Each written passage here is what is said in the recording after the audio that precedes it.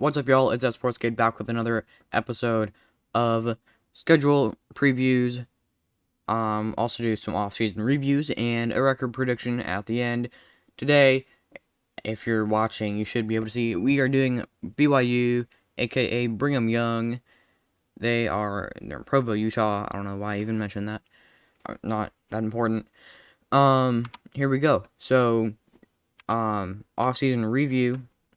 Last year, they went 8-5 with a bowl win over SMU as an independent.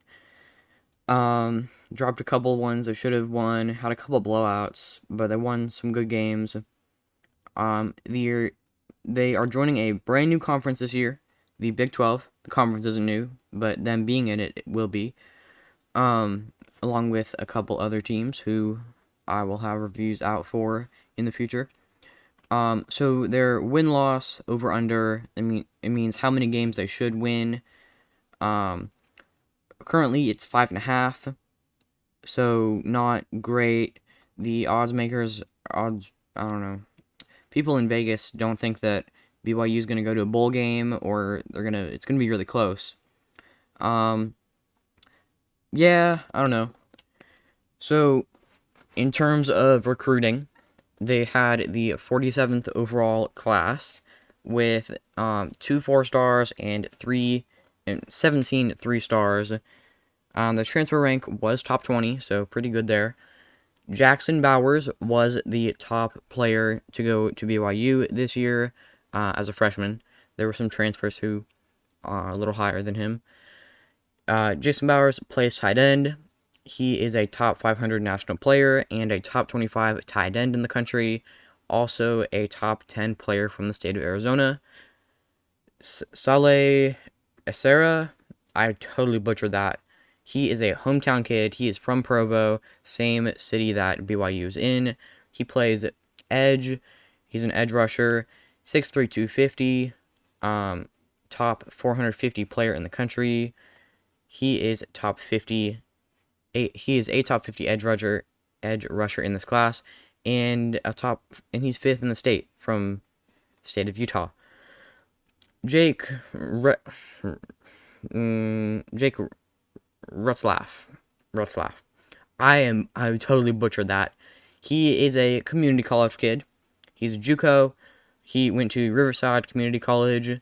I believe that a guy named Bangle on YouTube did a Riverside Community College NCAA 14 rebuild. Cool. Anyway, that's where this kid went. He plays quarterback. He is a top 100 JUCO kid, and he is the number 1 junior college quarterback in the country. So, the best quarterback you can get out of JUCO is Jake Retzlaff, and the Cougars got him. He was 14th in the state of California as a JUCO, top 15. And California JUCOs aren't bad. He's 6'2", 200 pounds. Yeah. I don't know. He should be good. I believe that Utah is also getting a transfer quarterback from the University of Pittsburgh, and that guy played for Pitt, I think, all season. So they might have a bit of a quarterback battle. We'll talk about some other transfers. They had 3 4-stars. One of them is Aiden Robbins. He is a 4-star from UNLV. He is a grad transfer, so this will be his last year in college. He plays running back. He is 6'2", 220 pounds, and a top 50 transfer portal guy, the second best running back in the transfer portal.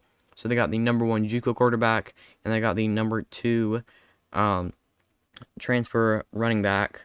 Pretty good combo. Jake Retzlaff is also a sophomore, so he only played 1 year in JUCO. Just, by the way, forgot to mention that. And then Harrison Targott, I probably said that wrong. He is from Utah, so home state kid, transfers in from, I think, Oregon. He was a 4-star prospect when he went to Oregon. I think it was Oregon. Plays linebacker, 6'2", 200 pounds, and as a prospect, he was 5th in the state of Utah. 24/7 did not put him. I don't know. He's not. His overall in the transfer portal is not available, and same with his overall. As he ranks as a linebacker in the transfer portal, also not available. But I think he should be good, and I would think he would start at Utah. Utah also had 15 3-star transfers. One of them was a quarterback from Pitt. There might be a quarterback battle. I have no idea. Please, if you're a BYU fan, let me know in the comments what you're thinking at quarterback. And keep watching the video. I have some more questions for BYU fans. Brigham Young also brought in one 2-star. They brought in a couple kids from FCS also as transfers. I think most of them are 3 stars. This is what we oh boy. Okay, please ignore it says Boston College in the top. Ignore that. It should say BYU. I forgot to change it. This is the Utah BYU. Okay, that was bad. That was a bad mistake to make. Pretty sure like rivals, we shouldn't confuse rival schools. BYU. I'm sorry, BYU fans. I totally messed up this whole episode so far. This is the BYU football schedule for 2023. They start out with Sam Houston State. Easy. They're probably going to win that one at home. But Sam Houston will be a FBS team, so they'll be in the same league, sort of, as BYU. Unlike Southern Utah, who's next on their schedule, they are FCS. That's what Sam Houston used to be. Sort of like Division II, but it's not. By the way, this schedule gets a B difficulty from me. They play a relatively decent Big 12 schedule.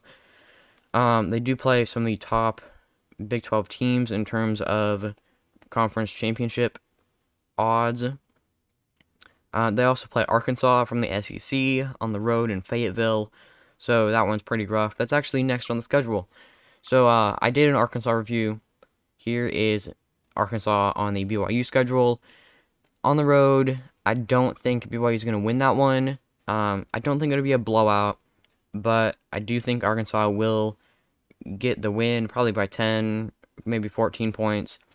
So I put it in the 15 to 40% category, meaning that BYU has a 15 to 40% chance of winning that game. Also, this is all my own opinion. There's not like any statistics based on this. This is literally just things I came up with, and I think they're going to be accurate. It's a prediction. I did some research, so it's a research-backed prediction. Yeah, I don't think they're going to beat Arkansas. Sorry. On the road, last year, I believe it was a home game, and it didn't go well. Lots of new guys this year, playing a tough schedule. That's the first big team you play. If you get your stuff together and you know what you're doing and you play well versus Sam Houston and Southern Utah, maybe you can play Arkansas close, but I really don't think it's going to happen. I say 75-25 in favor of Arkansas in that one right now.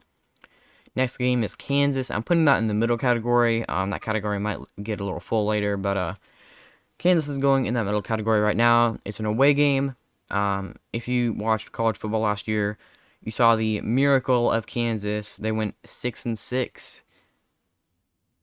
Yeah, I know, it was crazy.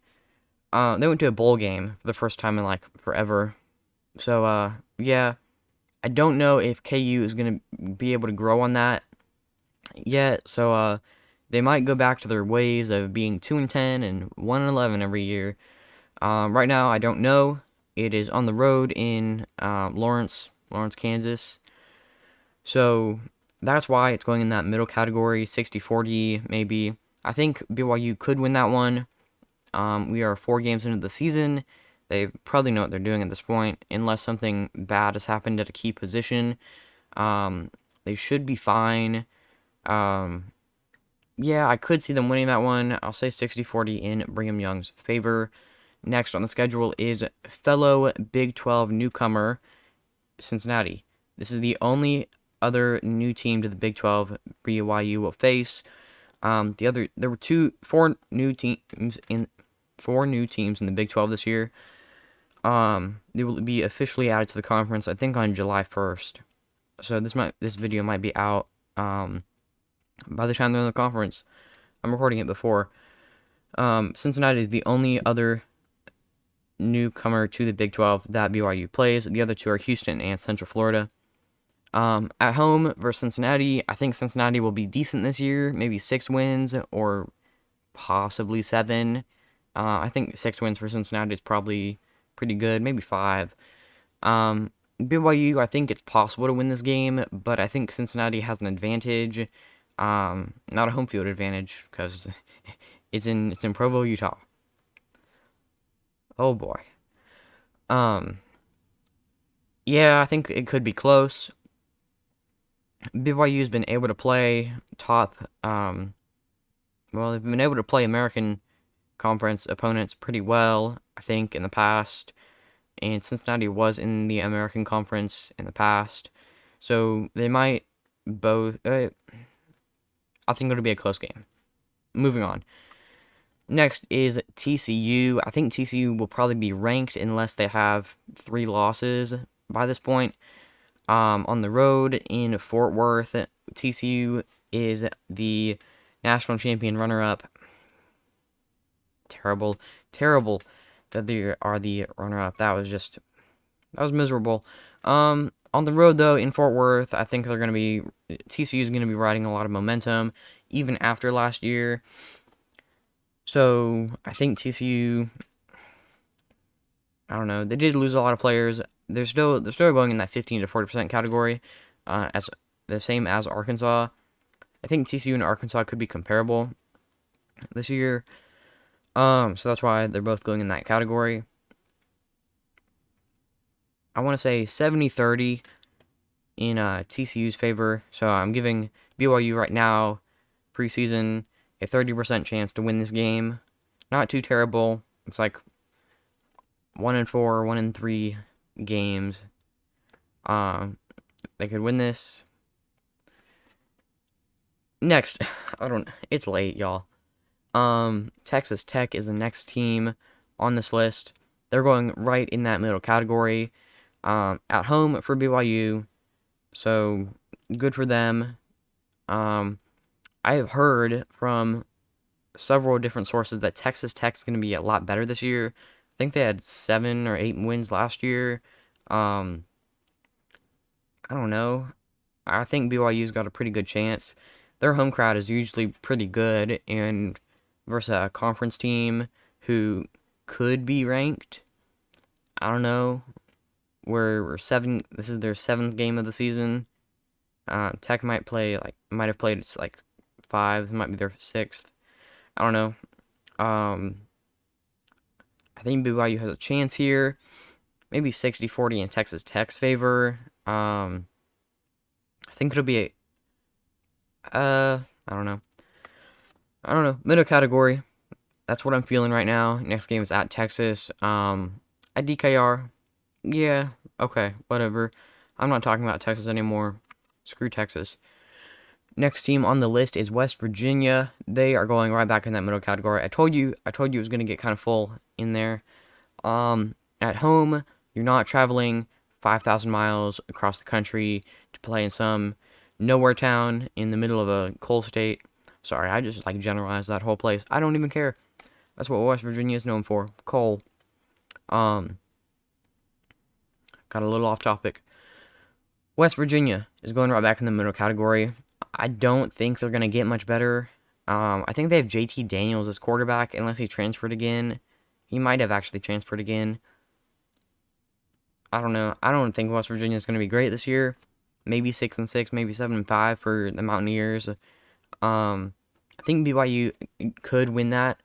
It's a home game again, so there's potential. I know they do have a pretty good crowd. Yeah. I don't know much about West Virginia. So, yeah. Iowa State, I definitely could have put in the middle category. I definitely could have. They had a really bad year last year, and it's kind of a bounce back season, maybe for them. Maybe they had a really good year in 2020. I think it was kind of okay in 2021. and then last year it crashed and burned and burned and burned a lot. Um, so I don't know. Depending on how good Iowa State is, um, it could possibly be in that middle category. I'm gonna say 60-40 in BYU's favor. That could be a middle category thing. But I put it in the lower category. It's a home game. Again, I know that BYU Stadium, I don't know the name of it, sorry, can get pretty loud. Um, Iowa State's Iowa State. They're not anything super special. Going in that category, if BYU is on a losing streak, I could see them losing to Iowa State. If they're on a winning streak, I think they'll win against Iowa State. Um, really depends on both teams' momentum coming into this, but I think BYU will have it at this point in the season. Next game is versus Oklahoma. Oklahoma, I believe, is the favorite to win the Big 12. That's why they're going in that category. They are the only team in the 15 to 40% category that is a home game. They were bad last year. They were 6-6. I think it was 6-7 after a bowl game. So OU wasn't good. OU, I think, is still possibly overrated. OU probably could go in that middle category. I'm not gonna put every game in the middle category though. Um, I think OU probably does win this game, not by multiple possessions, not in a blowout fashion, but I do think well, maybe multiple possessions, not in blowout fashion though. I think OU could probably win this game by 10 points, depending on how good their season is going. They were bad last year. Haven't looked at their offseason yet. Haven't heard anything about it, so I'm guessing it was just decent. Final team, week 12, week 13, I don't know what week it'll be. Oklahoma State, they're going in the middle category. Woo, yay, another team in the middle category on the road. It's kind of tough to play in Stillwater. Oklahoma State, they've been decent. They were good in 2020, I think. 2021, they went to the conference championship game. Weren't as good last year, so the Pokes are going back in that middle category. On the road, I think it'll be tougher for BYU to win that game. Of all the games in the middle category, I think it'll be the most difficult to beat Oklahoma State. So 60-40 in the Oklahoma State Cowboys' favor in that one is what I think. So that leaves us right now with a projected record of 6-6. I know. They've been a good independent school. They've been decent, not great. They're the second best independent school. They have been for a while. I think a lot of people overestimate the Big 12 and underestimate BYU. Not by that much, because I think the over-under was 5.5 for win total. But I think they beat Sam Houston. They beat Southern Utah. They should probably beat Iowa State. That leaves them with 3. And then they have the rest of the season and win 3 games. So they could probably beat Kansas. I don't know about Cincinnati. That's a coin flip for me, basically. They could probably beat West Virginia. I don't know about Tech. It's possible that they could upset one of these 4 teams in the 15 to 40% category. You noticed I put no teams in the less than 15% chance for BYU to win category. I think BYU has a chance in all these games. They're not all good chances, but they're not going to be super crazy blowouts, I don't think. If it was good OU, like from a couple years ago, they'd be in that top category. But they're not. Yeah, 6-6 feels good. They win these 3 games. The big issue right now, I think, for BYU is the Arkansas game. Typically you schedule 3 crummy out-of-conference games, and Arkansas is actually a good team that they scheduled the series with before they joined the Big 12. So they have to keep playing it. I think it's through contract or something, probably. I think they could get to 6 wins, maybe 7. I think worst case scenario 4-8. Best case scenario probably 7-5. If you disagree with me, please comment below. If I messed something up about like recruiting, let me know. Same with the schedule. If you think BYU is going to be better or worse, comment. I really want all the feedback I can get from any fans of BYU or insiders or anyone. Again, 7-5 max, I think, and 4-8 at worst in their first year in the Big 12. So going from an independent to a conference, I don't know. They've been good. I think they can keep it up, and they're a little underrated this season. Hot take. Yeah. So thank you for watching, and until the next one, peace.